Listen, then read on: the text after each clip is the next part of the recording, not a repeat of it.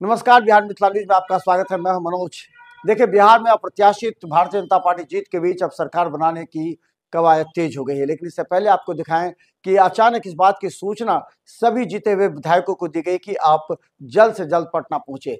तो देर रात जैसे ही चुनाव जीते, उसके बाद सभी जीते हुए जो प्रमुख नेता थे उनके चेहरे पर खुशी थी। देखिए, रामकृपाल यादव, नितिन नवीन, विजय चौधरी के साथ और कई बड़े नेताओं ने इससे नीतीश मोदी की जीत पर बधाई दी और कहा कि जिस तरह इस बार विकास पर वोट डाले गए, जो रोजगार पर वोट डाले गए, इससे साफ लगता है कि बिहार में महागठबंधन का सुपड़ा साफ हो गया है।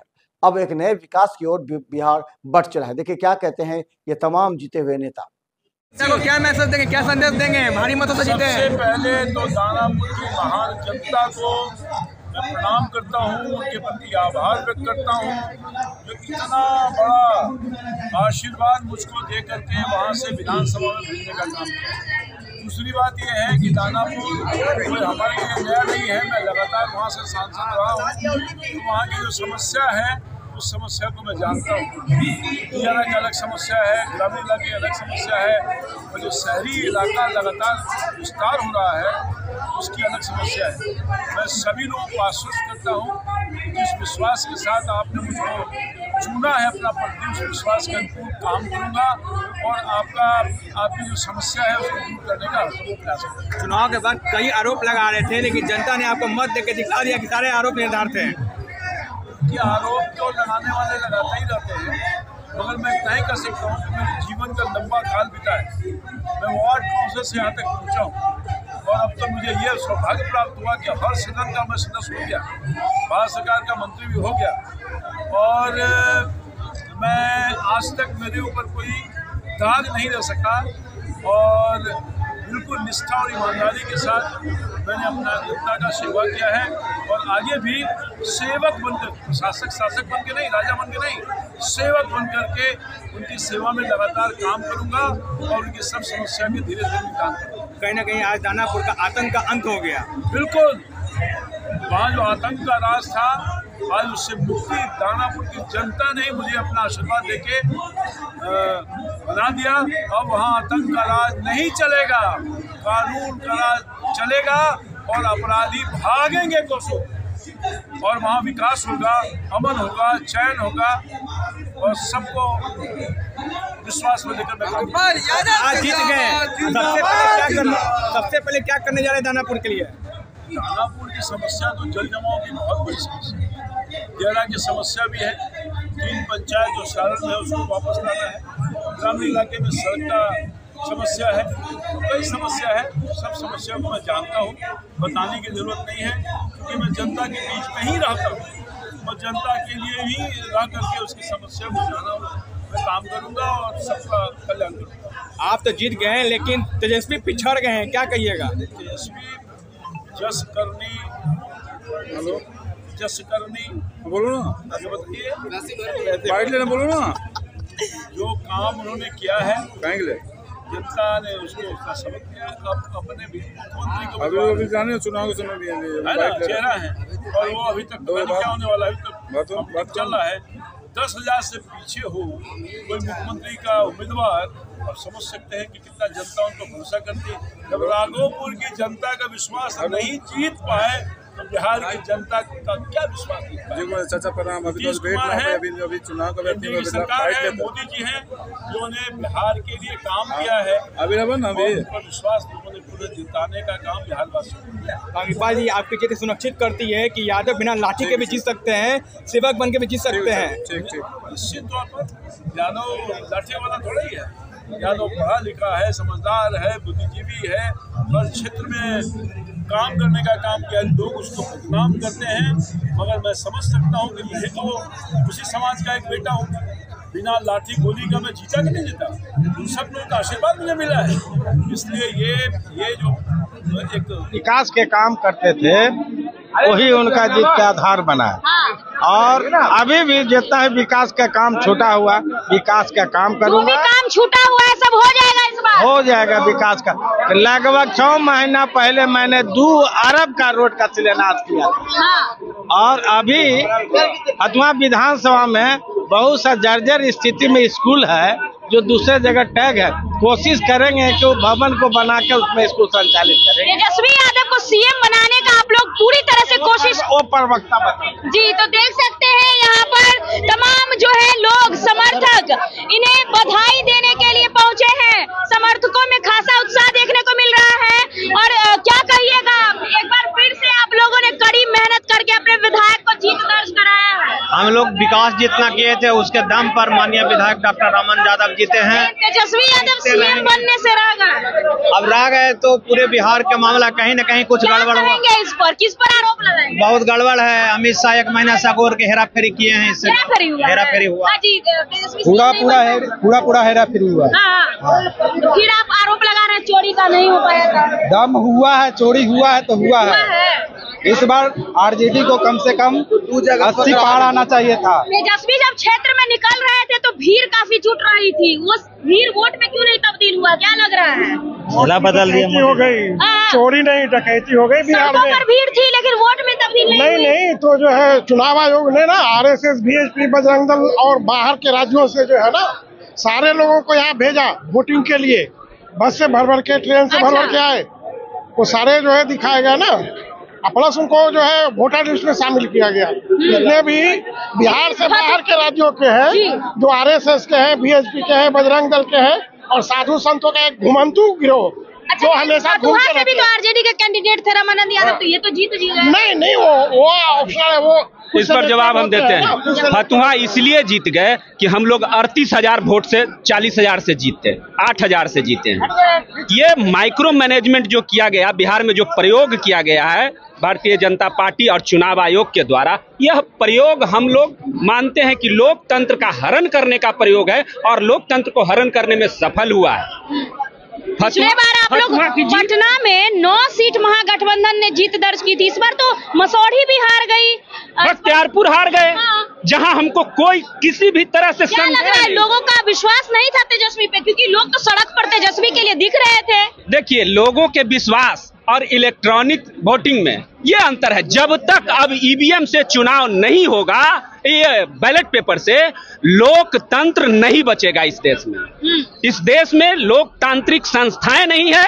अब चुनाव आयोग भाजपा आयोग है। अब क्या आप लोग कीजिएगा? आप तो फिर क्या करेंगे? संघर्ष करेंगे। संघर्ष कभी कोई हमेशा नहीं रहा है। हिटलर नहीं रहा, मुसोलिनी नहीं रहा, तो ये भी नहीं रहेंगे। काफी मेहनत किए। हाँ, मेहनत किए, फिर करेंगे, संघर्ष करेंगे, जुल्म के खिलाफ संघर्ष करेंगे। जनादेश हो रहे, ज्ञानादेश। ये जनादेश नहीं है, जनादेश हो रहे, ज्ञानादेश का काम हुआ है। जनादेश नहीं है, नहीं, ज्ञानादेश का खेला बेला है। जनादेश रहता तो अपने जनता पर आके देख लीजिए। जनता से आप लोग फील्ड में घूमते थे, ग्राउंड रिपोर्ट क्या कहता? रेस तो था तेजस्वी का, तो फिर क्या हुआ? पूरा श्रेय बिहार की जनता को जाता है। मेरे क्षेत्र के बाकीपुर के उन तमाम अभिभावक और हमारे क्षेत्र के मतदाताओं को जाता है जिन्होंने मुझे 5वीं सेवा करने का मौका दिया है। और मैं सभी कार्यकर्ताओं को भी जिन्होंने लगातार संघर्ष कर इस क्षेत्र की सेवा में मेरा सहयोग किया है, मैं उनको भी अभिवादन करता हूँ। और अपने शीर्ष नेतृत्व माननीय प्रधानमंत्री नरेंद्र मोदी जी, माननीय राष्ट्रीय अध्यक्ष गृह मंत्री जी अमित शाह जी और साथ में बिहार के यशस्वी मुख्यमंत्री जिनके नेतृत्व में ये करिश्माई जीत हुई है, हमारे नेता जीतनराम मांझी जी, चिराग पासवान जी, उपेंद्र कुशवाहा जी, बिहार नेतृत्व को मैं बहुत आभार व्यक्त करता हूँ। और ये जीत स्पष्ट संदेश है कि भाजपा का संकल्प विकास को रफ्तार देने का है, उसको जनता ने विश्वास किया है। अब हमको इसी रफ्तार को और आगे बढ़ना है।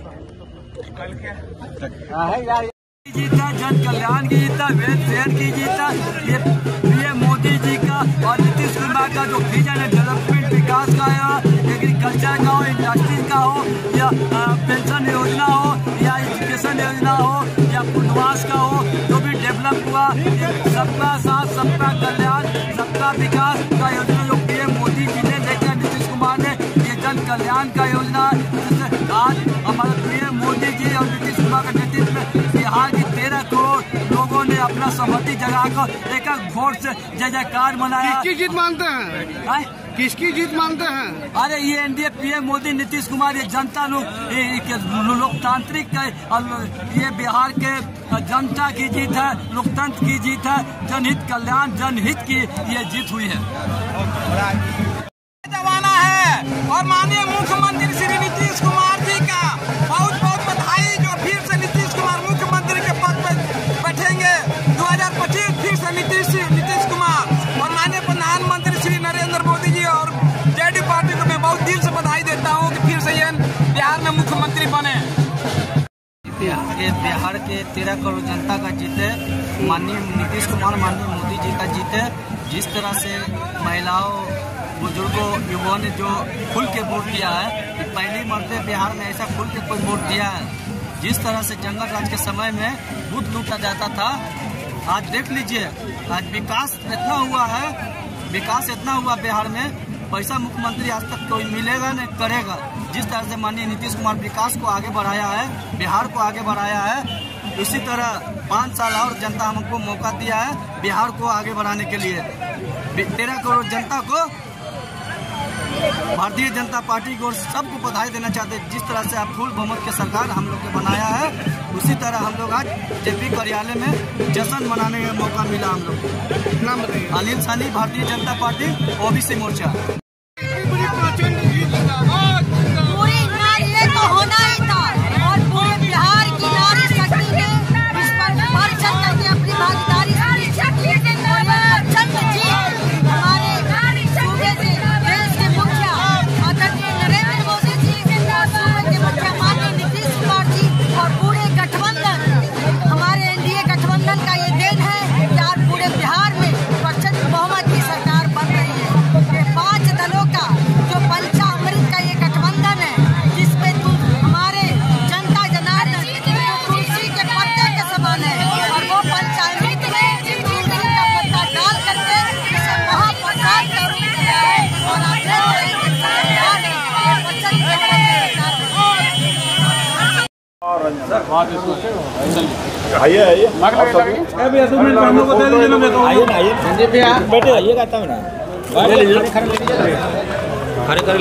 आप चुनाव नहीं जीतते हैं, रिकॉर्ड बनाते हैं, क्या कहिएगा?